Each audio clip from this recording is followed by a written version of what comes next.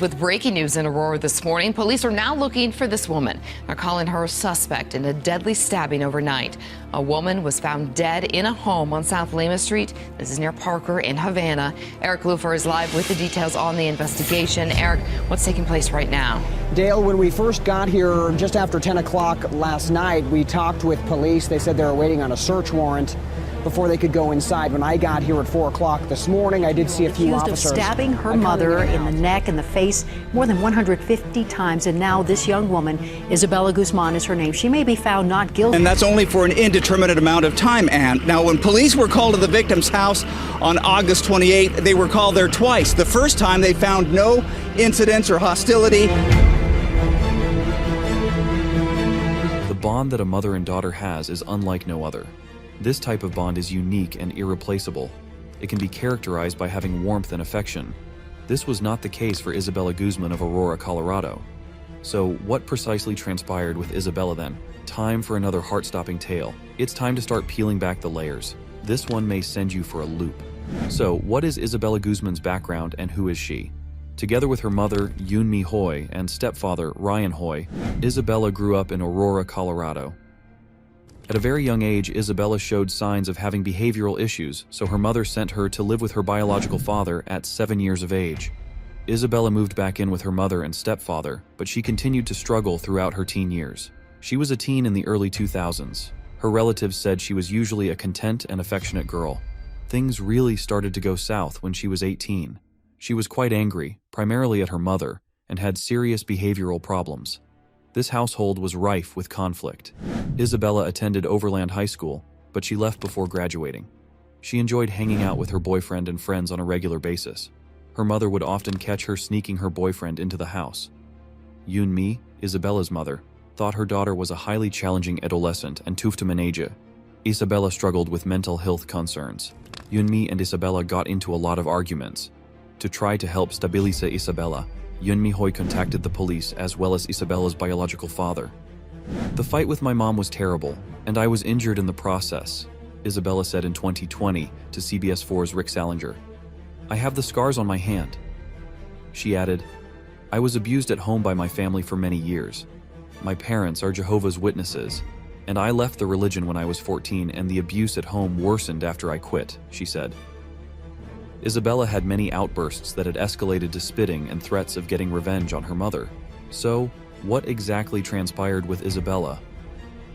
In August of 2013, her relationship with her mother diminished quickly, according to Isabella's stepfather.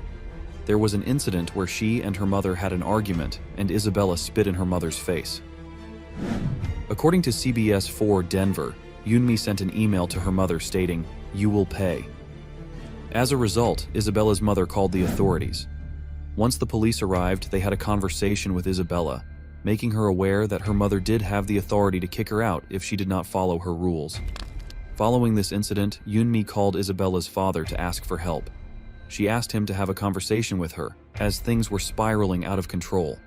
According to HuffPost, Isabella's biological father stated, "We sat down in the backyard, looking at the trees and the animals, and I started to talk to her about the respect that people should have for their parents.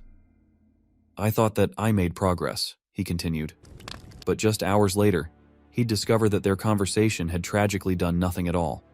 According to 7 News, Isabella's father stated, "And I was trying to let her know that she should be obedient to her parents, not rebellious, that she should try to listen more, and everything was going fine. In the conversation, I thought that I had made progress, but obviously it didn't do anything. Because hours later, this thing happened." Isabella's arraignment hearing occurred on September 5th, 2013. She had to be literally dragged out of her cell. Once she got to the courtroom, she started smirking at the camera and making strange faces. She pleaded not guilty by reason of insanity, something prosecutors said was clear.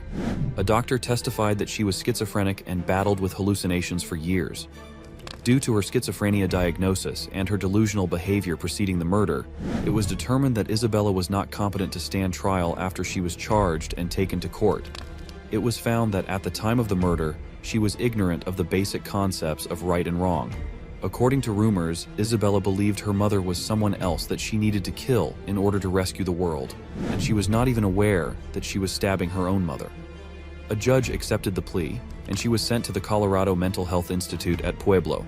I was not myself when I did that, and I have since been restored to full health, she said to CBS 4 Denver at the time. I'm not mentally ill anymore. I'm not a danger to myself or others. Isabella Guzman was allowed to leave the hospital in June 2021 to attend therapy sessions. Furthermore, she said of the events of August 28, 2013, despite her supposedly harsh relationship with her mother, "If I could change it, or if I could take it back, I would." Salinger reconnected with Isabella in the beginning of March 2021. At that point, she informed him that a hearing regarding her request for increased freedom while in the hospital was scheduled for March 11th but had already been rescheduled. Isabella talked about how she dealt with abuse in the institution from staff. She mentioned that she had a meeting with the Pueblo County District Attorney's Office regarding the assault allegations. She claimed she was informed that it would be challenging to press charges because of the hospital's report. You may be wondering, where is she now? As of 2023, Isabella continues to dwell in the Colorado Mental Health Institute in Pueblo, Colorado. The recollection of the horrible thing she committed when she was 18 still haunts her. If you or a loved one is struggling with mental health issues, please get treatment. For now, that is all. Please subscribe and hit the bell to get notifications whenever new videos are posted. Until our next meeting, take care.